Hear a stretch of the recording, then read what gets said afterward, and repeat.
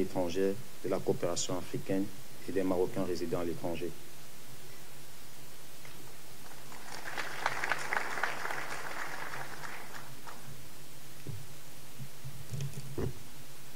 De violence et de criminalité organisée, tels que l'Observatoire national des droits de l'enfant, créé en 1995. Plus récemment, l'adoption par le Maroc en 2020 des principes de Vancouver sur le maintien de la paix et la prévention de recrutement et l'utilisation d'enfants soldats vient renforcer cet engagement. L'implication du Maroc est aussi motivée par l'imbrication des causes multiples et des conséquences nombreuses de ce phénomène. Le terrorisme, la radicalisation, l'exploitation, le trafic et la traite des êtres humains, les violences sexuelles ou encore l'insécurité alimentaire sont autant de facteurs qui privent les enfants de leurs plus belles années et de leurs droits les plus élémentaires. Car, comme l'a dit Sa Majesté le roi Mohammed VI en 2018, à l'occasion du lancement de la campagne des villes africaines sans enfants en situation de rue, et je cite, « La sauvegarde des enfants ne s'arrête pas aux atteintes à leur intégrité physique, morale et psychologique. Elle suppose la création des conditions d'un épanouissement économique, social et culturel. Protéger l'enfance, c'est non seulement la soustraire à la peur, mais c'est également la préserver du besoin. » Fin de citation. Excellences, Mesdames et Messieurs, notre action doit rompre le cercle vicieux de l'exploitation humaine qui entoure le phénomène des enfants soldats.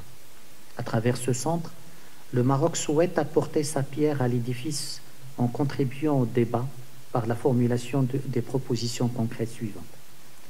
Ainsi, le Maroc préconise une politique du spectre complet à la faveur du continuum sécurité-développement, une coordination des efforts de la communauté internationale.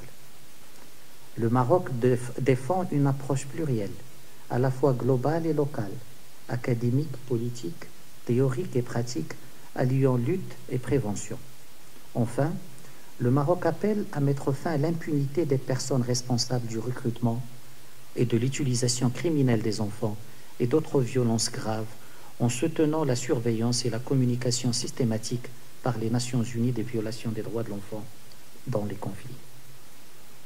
En effet, Mesdames et Messieurs, l'endoctrinement et l'enrôlement des enfants par les milices armées du Polisario constituent un crime inhumain et un déni des droits élémentaires des enfants embrigadés.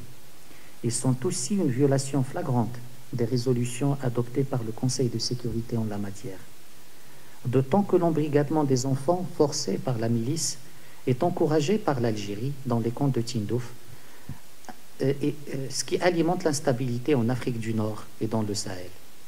Or, il existe une corrélation entre l'absence de gestes et l'absence de gestion des camps et le recrutement d'enfants soldats. Le pays hôte, l'Algérie, doit assumer la plénitude de sa responsabilité internationale imprescriptible, notamment au regard de la sécurité et de la protection des enfants vivant sur son territoire. Excellences, Mesdames et Messieurs, enfant soldat doit être un oxymore. Enfants et soldats ne peuvent et ne doivent jamais aller de pair. La place des enfants est à l'école et non à la guerre ou parmi les groupes et les milices armées. C'est cela la mission que nous inaugurons aujourd'hui à Dakhla. Je vous remercie.